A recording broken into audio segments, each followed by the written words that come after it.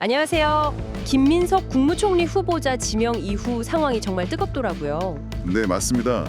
여러 의혹이랑 또 반박에 막 얽혀 있어서 상당히 복잡하죠. 네. 그래서 오늘 저희가 이 복잡한 사안의 핵심 줄기를 시간 순서대로 좀 명확하게 짚어드릴까 합니다. 바로 시작해볼까요? 좋습니다. 이게 또 이재명 정부 첫 총리 후보자 지명 아니겠습니까? 그러다 보니 정치권 안팎에 관심이 집중될 수밖에 없는 것 같아요. 맞아요. 특히 후보자 과거 이력 관련해서 여러 논란들이 막 나오면서 곧 있을 인사청문회에서 여야 간 격돌이 상당할 것 같습니다. 네, 이미 뭐 분위기가 그렇죠. 자, 그럼 시간 순서대로 한번 따라가 보죠. 먼저 6월 4일입니다. 이때 이재명 대통령이 더불어민주당 김민석 의원을 초대 국무총리 후보자로 지명했죠. 네, 대통령은 김 후보자를 평가하면서 국정 전반에 대한 통찰력이 깊다. 그리고 당과 국회에서 정책, 전략을 잘 이끌어왔다. 이런 점을 꼽았습니다. 결국 현 시점의 위기 극복과 민생 회복, 여기에 적임자다. 뭐 이런 판단이었던 거죠. 그렇죠. 지명 직후에 김 후보자 입장도 바로 나왔는데요. 국민에게 충직한 참모 보장이 되겠다. 이러면서 청문회에 성실히 임하겠다. 이런 자세를 보였고요. 아, 그리고 재산 공개도 이때쯤 있었죠. 네, 6월 10일 전후였던 것 같은데 배우자하고 모친 재산을 포함해서 신고한 금액이 약 2억 1,500만 원 정도였습니다. 2억 1,500만 원? 네. 그런데 바로 이 지점부터 상황이 좀 복잡해지기 시작하는 것 같아요. 맞습니다.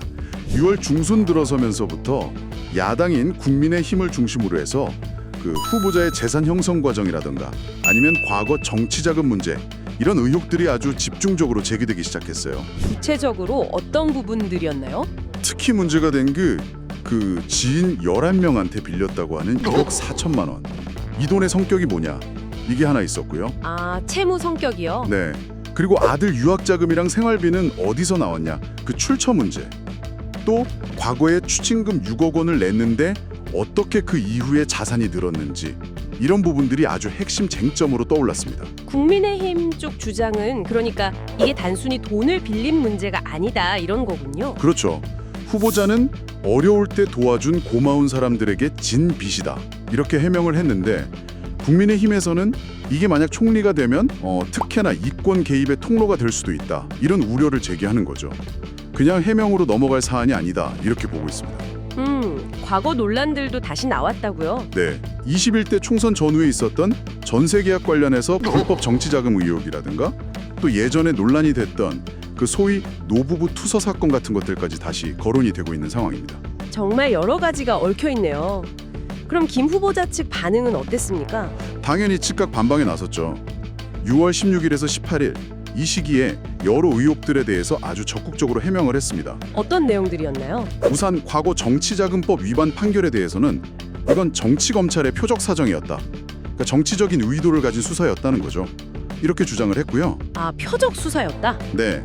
그리고 논란이 된 그 1억 4천만 원 채무 이거에 대해서는 본인이 정치적으로 굉장히 어려웠던 시절 뭐 사실상 정치적 미래가 없던 시절에 지인들이 그냥 인간적인 연민으로 빌려준 돈이다. 이렇게 설명을 했습니다. 인간적 연민. 네.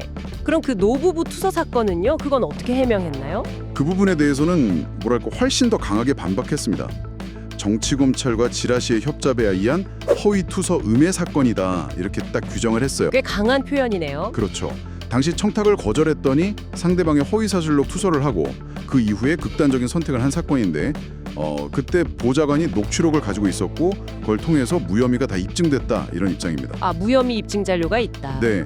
그리고 2010년에 칭화대 석사 학위를 딴 과정에 대한 의혹도 있었는데 이건 국내 활동이랑 병행하면서 중국을 직접 오가면서 수업 듣고 학업을 마쳤다 이렇게 해명을 했고요.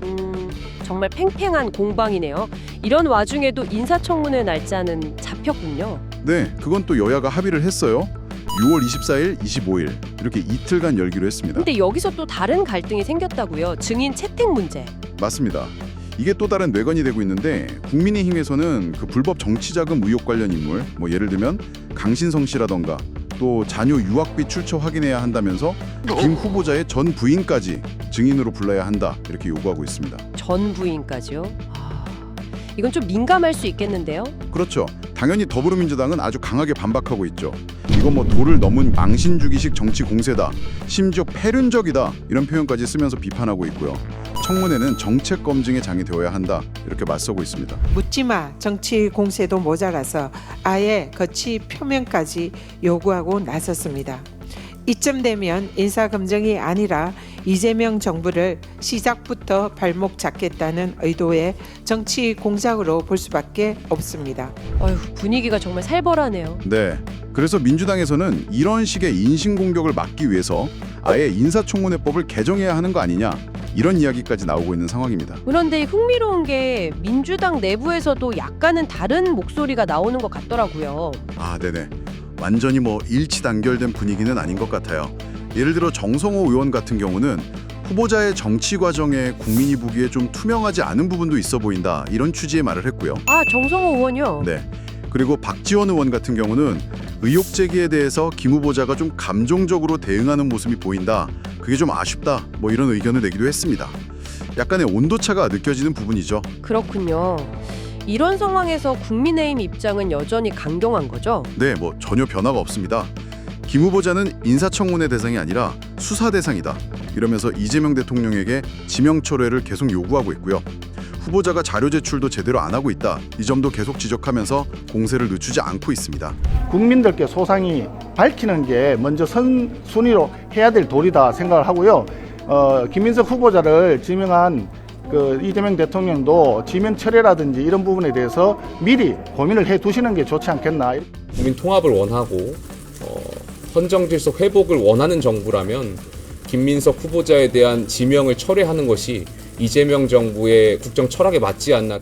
네, 오늘 저희가 보내주신 자료들을 토대로 해서 김민석 국무총리 후보자 지명부터 지금까지 쭉 이어진 여러 논란들 그리고 여야의 입장까지 시간 순서대로 한번 정리를 해봤습니다. 와, 과거 의혹을 파헤치려는 공세, 또 정책 역량을 검증해야 한다는 방어 논리, 이게 정말 팽팽하게 맞서면서 청문회를 앞두고 긴장감이 대단한 것 같습니다. 이 복잡한 상황 어떻게 보고 계신가요? 맞습니다. 오늘 자료들을 보면서 양측의 정말 날선 주장들을 충분히 확인할 수 있었는데요. 여기서 한 가지 좀 더 깊이 생각해 볼 지점이 있는 것 같아요. 어떤 점일까요? 이렇게 상반된 주장들 또 복잡한 과거사가 얽혀 있는 상황에서 말이죠. 우리가 고위공직 후보자를 평가할 때 과연 과거의 어떤 흠결이나 논란 그리고 정책 수행 능력 또 현재의 어떤 정치적인 맥락 같은 이런 요소들 사이에서 어떻게 균형을 잡아야 할까? 어떤 기준에 가장 무게를 둬야 할까? 이 질문이 남는 것 같습니다. 이 질문을 남겨드리면서 오늘 분석